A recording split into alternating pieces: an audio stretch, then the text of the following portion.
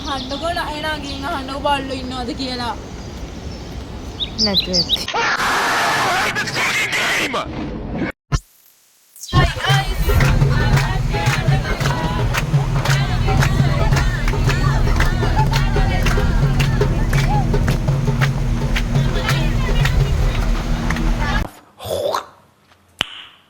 Nice.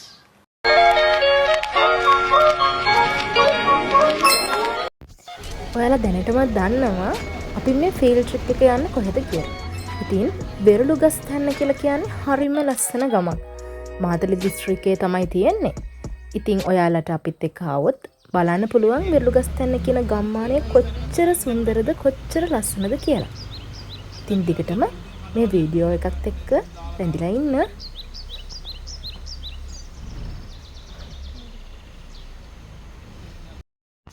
Hi අපි දැන් දවස් 3ක ෆීල්ඩ් විසිට් එකක් යන්නේ. අපි කොහෙටද යන්නේ? ඒක දැනගන්න නම් ඔයාලට මේ බ්ලොග් එක ඉවර වෙනකම් ඉන්න වෙනවා. ඔව් අපි නම් බලමු අපි කොහෙද යන්නේ කියලා. බයි බයි. බයි බයි. ඉතින් ඔයාලා දැනටමත් දන්නවා කොහෙද යන්නේ කියලා. හැබැයි යන තැන තියෙන සුන්දරත්වය බලන්න නම් වීඩියෝ එකේ දිගටම රැඳිලා ඉන්න.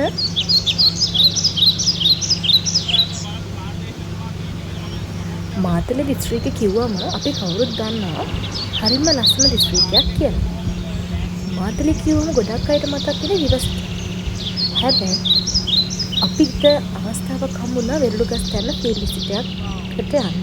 ඉතින් මේ බලන්න ඈත පේන කඳුපන්තේ මීදුමෙන් මත වෙලා තියෙන වටපිටාව කොළ පාට ඇස් දෙකට කොච්චර ප්‍රියයිද. ඒ වගේම තමයි ගමේ හිටපු මිනිස්සු. එයාලට මුරුණු වෙච්ච සංස්කෘතිය මේ හැමදේම අපිට දැනගන්න පුළුවන් මේ ගමට ගියාට පස්සේ.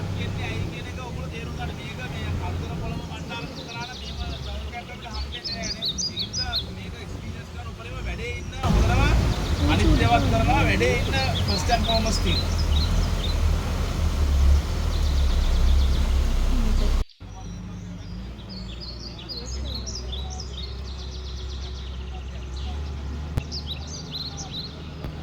වෙරළුගස්තැන්න කියන ගම කොච්චර සුන්දරද කියලා තවත් කියන්න ඕනේ නැහැ කියලා මම දන්නවා.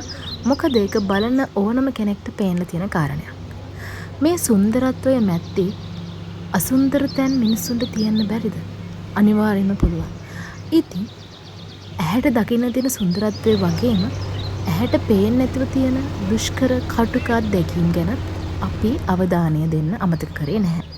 ඉතින් මේ වීඩියෝ එකේ ඉස්සරහට ඔයාලට බලා ගන්න පුළුවන් සුන්දරත්වය වගේම මේ මිනිස්සු මූණ දෙන කටුක අත්දැකීම්.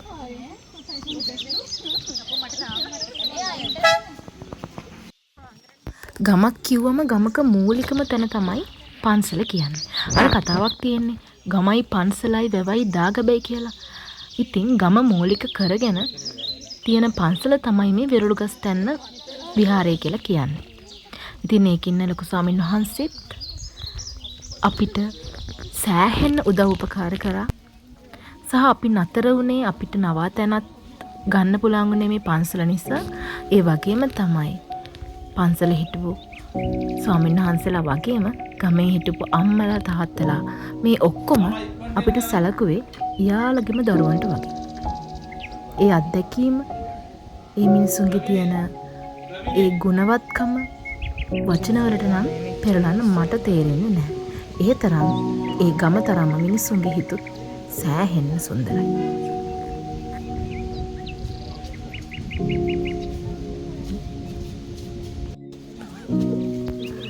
මේ ගමේ තිබ්බ ගැමිකම, සරලකම සහ ආගමින් පෝෂණය වුණු ඒ වගේම ලස්සන සංස්කෘතියක් තියෙන මේ මිනිස්සුන්ගේ ජීවිත ඇත්තටම අපූර්වයි.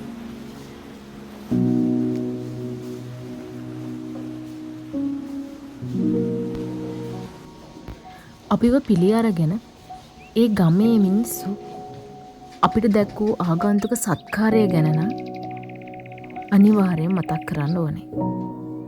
ඒ තරම් මිහිරි කෑම ඒ වගේම තමයි අපි ගැන හොයලා බලපු විදිහ, අපිට උදව් කරපු විදිහ, අපි නොදන්න තැන්වලට එක්කගෙන ගියපු ආකාරය, මේ හැමදේමත් එක්ක ඒ මිනිසුන්ගේ තිබ්බ මනුස්සකම කොච්චරද කියලා තේරුම් ගන්න පුළුවන් වුණා.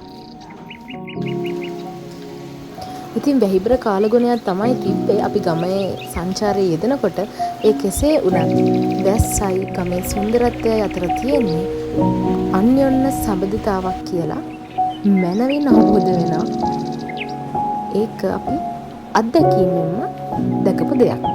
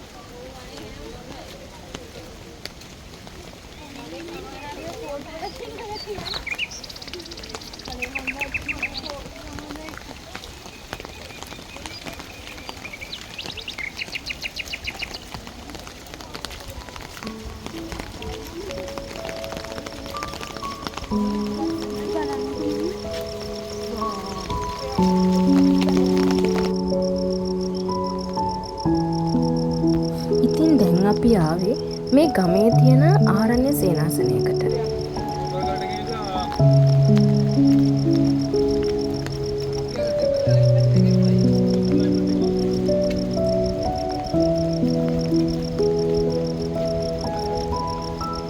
ඉතින් මේ ගමේ ගොඩක් පයිනස් ගස් දකින්න පුළුවන් වුණා. මේ පයිනස් ගස්වල තියෙන විශේෂත්වය තමයි මේ ගමේ මිනිස්සු මේ පයිනස් ගස්වල කිරි අපනයනය කරන්න පුරුදු වෙලා ඉන්නවා.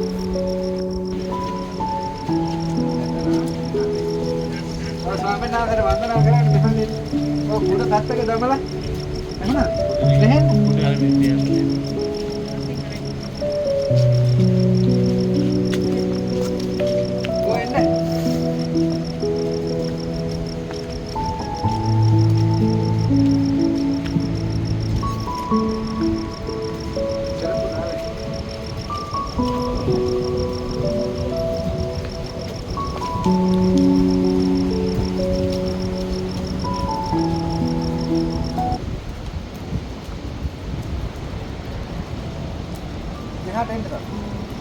අරගොල්ලන්ට බලන්න මේ බෝධින් වහන්සේ.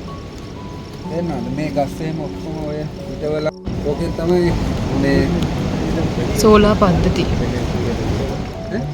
ප්‍රශ්නේ දැන් මේක වැස්සට දැන් ආපහු ඉතින් පායනෝනේ පායපු ගමන් ඕක රත් වෙලා මේ බැටරි තියෙනවා ඒව charge වෙනවා. ඊළඟට CB කරන්ට් එකත් අහරින් ඇවිල්ලා තියෙනවා. ගහ මේක බෝධින් වහන්සේ. බෝගහ. දකින්න. මේක බෝධින් වහන්සේ. එතකොට මේ තියෙන නුග ගස් අරව කුකුත් ගස් මේ කුටියේ තියෙන රුසියාව ස්වාමීන් වහන්සේ ඒක නේද පල්ලෙහාට අර කුටියක් තියෙනවා ඒකේ තව ස්වාමීන් වහන්සේ නමක් තියෙනවා මේවට එන්න පාරක් නැහැ එනවා පාරක් නැතුව මේ සීට් එහෙම මේ ඔක්කොම කළු කල් කඩාගෙන ඉන්නේ අදගෙන අන්නත් කෝටි දෙකක් වේදම් කරලා තමයි මේක මේ මහන්සියලා මේ හදලා තියෙන කුටි 6ක් තියෙනවා. හදලා විවේකීති ස්වාමීන් වහන්සේලා භාවනා කරගෙන භාවනා යෝජනා කරනවා. ඒවට ඉතින් උපකාර කරනවා මට. ඒකට ආයයි ඊළඟට කොළඹ පැත්තයයි නේද? ඒවා විදිහට සල්ලි දෙනවා ඒගොල්ලෝ ධනපර කියන්නේ තාම ඒවා හදලා ඉදි කරලා ඔය කරගෙන යන්නේ. මොකද කරන්නේ? සිල් රකින්න ඕනේ. උදේ පංචශීලයේ රකින්න ඕන. උදේ උපෝසථ අෂ්ටාංග සීලයේ රකින්න ඕන. ආම්දුරන්ට කුඩයක් කරන මේවා ආරක්ෂා කරගෙන යක්කයි කනවතුන් බවට පත්වලා උපදින්න පුළුවන් වෙන්නේ. නැත්නම් ඉතින් හිඟන්න වෙලා කන්න නැතුව, බොන්න නැතුව, අඳින්න නැතුව, ඉඳ හිටින්න නැතුව නේද? දුක්ඛිත ලෝකේ අවුරුදු 40 50 ජීවත් වෙලා ආයෙත් අපාගාමී වෙනවා. එහෙම තමයි ලෝකෙ හැදෙන්නේ. මේක තමයි ඔයාලා හොඳට ඉගෙනගෙන දන් දෙන්න ඕනේ. නේද? දෙමව්පියන් රැකබලා ගන්නවා දෙමව්පියන්ට තව සලකන්න ඕනේ අපිට පෝෂණය කරන්න ඕනේ අපිට දෙන්න ඕන ආදාළ පරිත්‍යාග.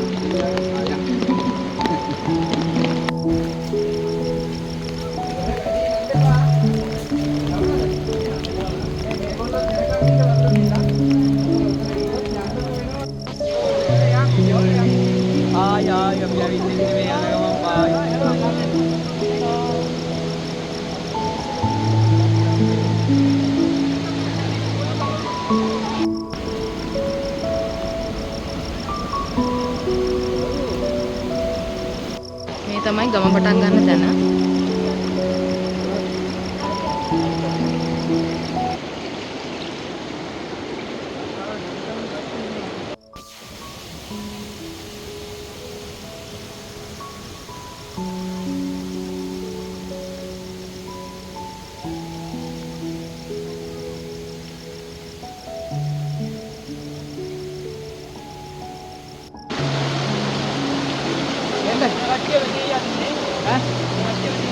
ඔව් ඒ කට්ටිය වහම ඔතනින් පල්ලෙහාට බහිනවා පාර.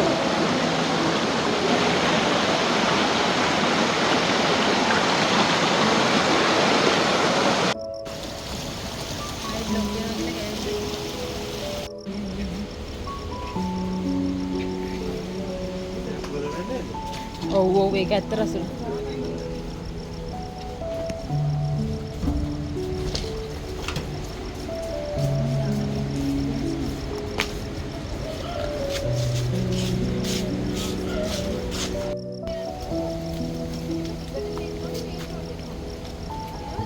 ආ මැඩම්.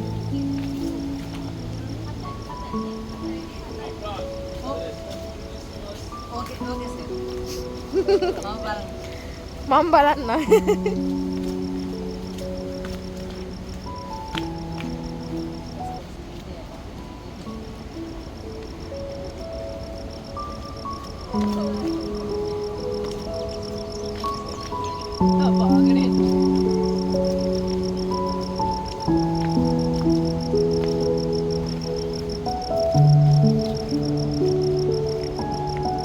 පන්සලේ ඉඳලා එන ගම.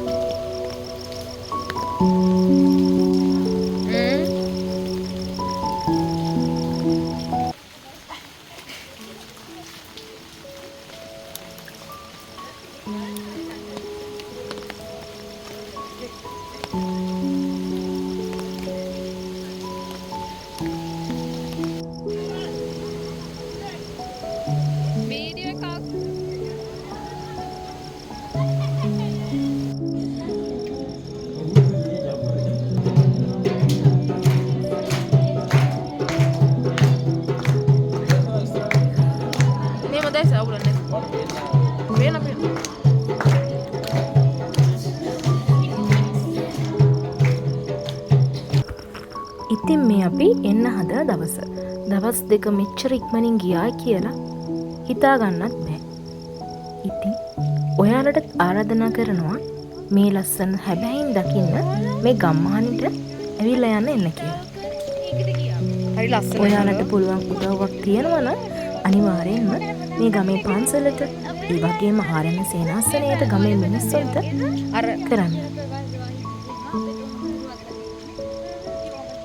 ඔයාලා බ්ලොග් එකේ ඉන්නව? ඔයාලා දවස ගැන මොකද ඉතින් හිතෙන්නේ?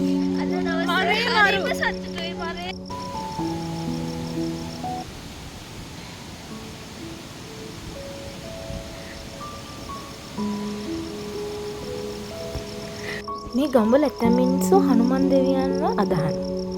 ඉතින් මේ තමයි ඒකට උදාහරණය.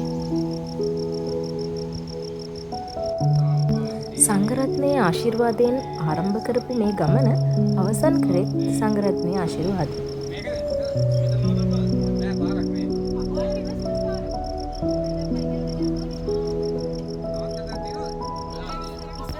මාතලේ ඉතින් ආපු එකේ රිවස්ටන් ඔයා කොහමද නේද?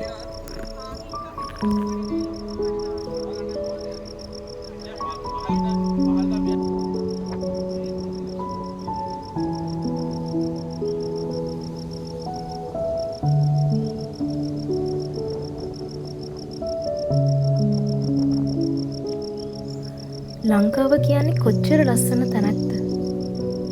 ඉතින් මෙච්චර ලස්සන තැනක ඉපදිලා මේ වගේ ලස්සන තැන් බලන්න යන්න අවස්ථා හිමිවීම අපේ ජීවිතවල අපි ලබපු ලොකුම ජයග්‍රහණයක් කියලා මං හිතනවා.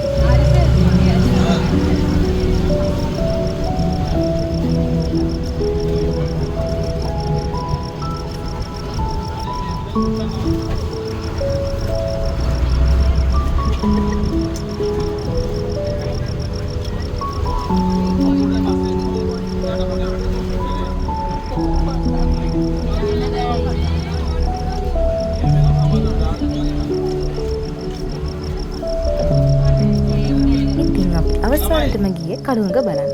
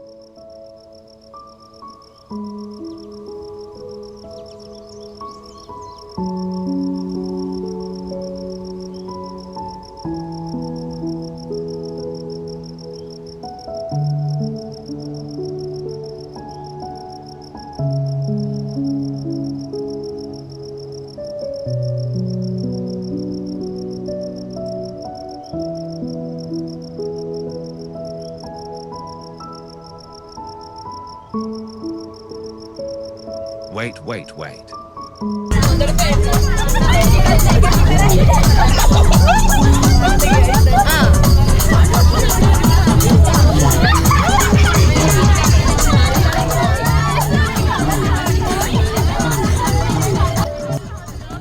ඉතින් ඊළඟට ඔයාලා මාත් එක්ක කොහෙද යන්නේ?